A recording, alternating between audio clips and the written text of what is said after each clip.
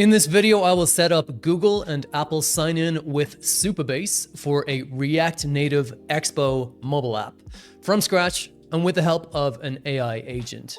I'll show you exactly what the agent can do, what it cannot do, and by the end, you'll have a production-ready social authentication working on a real device. First up is sign in with Google, and unfortunately, there's no way to make sign in with Google work with Supabase unless you have a GCP project. The easiest way to have a GCP project is to create a Firebase project. And chances are you're going to need a Firebase project anyway if you don't have one already for things like Android push notifications, for example. So once you have a Firebase project, you can head over to Google Cloud Console and you will have a project here as well. You can select it on the top left. GCP's UI is horrifying, but the easiest way to get around is using search. And I'm going to search for credentials. Now in here, we're going to be creating a new credential. It's going to be an OAuth client ID. First though, I need to configure my consent screen. So I'll tap the consent button and get started. I'll give it my app name. My particular app is a travel app to do with weather. It's called Climate Nomad, so I'll put it in there. And then I just need to pop in my email address as well. I'm going to select external, and then I just need to pop in an email address again for contact information. Okay, and then I can go next and finish. Once that's created, I can head back over to create OAuth client again. And this time I'll have more options. I'll have to choose the application type. Now, the first one I'm going to create is web application, but that's not actually for a web app. I'm just doing Android and iOS in this example, but I do need these web credentials as well, because that's just how Supabase works. However, what I don't need are authorized JavaScript origins or authorized redirect URLs. So I can just create the web application as is and click create. Now this is going to give me two things I need. The first is the client ID. The second is the client secret. Now it's going to be up to you, obviously, how you will have set up your mobile application. What I like to do when it comes to Supabase is actually to put configuration files into my API repository. I actually run a Python API here instead of using edge functions. It's perfectly fine, obviously, to do this a completely different way, but what I want to point out is that I have a Supabase folder, and you may have one as well somewhere. I'll talk more about this in a minute, but for now, I just need somewhere to store the IDs that I'm going to get from GCP. So I'll store these in a .env file, and I will copy the client ID and place it here. Okay, then I will also grab the secret. You can only see the secret once, so you must copy it now. If you lose access to the secret, you will need to regenerate another one. Okay, so I've got those stored and I'm going to use them in a moment. Next thing I'm going to do is create an OAuth client ID for iOS. So I will pick iOS from the dropdown. I'll call it iOS client. This actually wants my bundle ID. The one I have configured is Com Keeley Studio Climate Nomad. And actually, it's not necessary to fill out App Store ID or Team ID, at least not initially. So I'm going to leave those blank for now. And that's it. I've created the iOS version. Now here again, I get a client ID. I'm not going to get a secret ID in this case.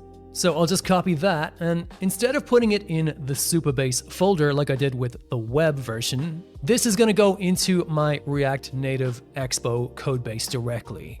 So I have an environment variable ready here for this iOS value.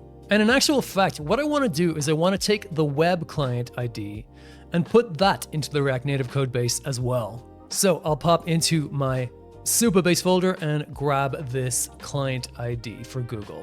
Make sure you take the client ID and not the secret. The secret does not belong in the mobile codebase. It would not be secure. So I can paste that in here and now I'm ready to go. Please note that how you structure your React Native codebase is going to matter here, and what you call these environment variables is going to matter as well, but don't worry about this for now. We're just looking to store these values somewhere. All right, back to GCP. I'm going to make one more, and this time it's going to be for Android. So create client, and it's going to be Android. We'll call it Android client, and it needs the package name, which is going to be similar, if not the same as the bundle ID for iOS. But with Android, things get a little bit finicky here. We need the SHA-1 certificate fingerprint. Now, I would much prefer if I could have multiple SHA-1 fingerprints in here, Because what I like to do is I like to create one for development and one for production. At this point, you have a choice. If you're not doing a development build and you're just firing on straight to production, you can just head to the Play Store. You will need to have initiated the app in the Play Store first, but then you can head to App Integrity and then scroll down to Play App Signing here. Go to Settings, and then you will have your SHA-1 fingerprint that you can copy. Then you can simply place that fingerprint in here and you're good to go. However, if you're doing development on an Android device, then you'll probably want to get a SHA-1 fingerprint that will work with the development profile. For that, I'm going to pop open a terminal and go EAS credentials. And using this command, I can actually view my Android credentials. So I'll select Android, development, and then the SHA-1 fingerprint will appear. So I can just copy it, and then I will paste it in here. Okay, and that's it. I can click Create Now. However, like I said before, if we are using Android, chances are we did make a Firebase project. And if you're using Firebase app config, then there's actually no need to copy down the client ID because it will be included in the Google Services JSON file that you attach to your Expo project. So I won't bother copying down that client ID at all. Please note that after you set up your credentials, you'll need to download your Google Services.json file into your codebase again. And that's it. GCP is now configured for sign in with Google. Next, I'm going to implement the React Native side of things. I'm actually going to rely on an LLM for this. So I've created a prompt, which I will leave in the description below this video. What it will do is it will install the right libraries, and then I'll take you through and show you what this prompt has done. Okay, so the prompt has completed, and first of all, it's added a few packages. Of course, we have supabase.JS. You probably already have this one. Then we have expo-apple-authentication. This is, of course, is for sign in with Apple. And then we also have React Native Google-signin / Google-signin. By the way, I'm also using the library React Native Async Storage. This is one that I find works best with Supabase. If you're using a different one, that is completely fine, but do bear this in mind. Now, in addition, Claude Code has added a few things to app.json. For example, we have to state expo-apple-authentication in plugins. And of course, we need React Native Google-signin. And we also need this parameter. It's called iOS URL scheme. Now, this is important. The iOS URL scheme is actually something you can get from GCP. If you just head to your iOS client, you can grab it from here. But bear in mind, it's actually just the client ID in reverse. Instead of com, Google User Content Apps, and then the ID, it's actually the ID apps Google User Content com. But you can copy it here from GCP if it's convenient. The AI may have created this with a placeholder, it may not have. So either way, you need to make sure that you add it. Now this is important because this needs to be here before we do a build. What the prompt will also have done is it will have added the right buttons to the UI. And that's totally fine because it's going to be easy to tweak the UI as we go along. But we're going to send this now to EAS and do a development profile build. And before we do that, this is the really important thing, getting this iOS URL scheme working. Okay, so since I'm working with iOS primarily, I'm going to go ahead and do a build for iOS. So platform is iOS, profile, which is -E for short, is development. So I'm going to go ahead and run this build, and I'll come back again when it's done. Now, while my development build is building on EAS's servers, I want to talk about the Supabase side of things when it comes to sign in with Google and sign in with Apple. If you're not using the local version of Supabase, that's the CLI version, that's completely fine, but it is a really cool tool and it's very, very useful for development.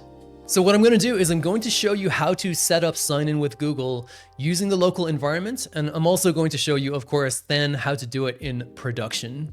If you're not familiar with the client, it's very simple. You just follow the install instructions and then you run the command supabase start.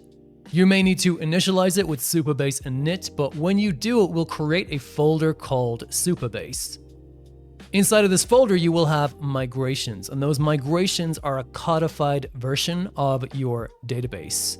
This is extremely powerful because you can now create migrations Run them locally, connect to your development environment, your development profile with React Native, and AI tools will actually enable you to update and even architect your database without you needing to rely on MCPs, messing with your production data, or making mistakes that you need to roll back. And you can do all of this here on your laptop, and then when you're done, you just push the migrations up to production.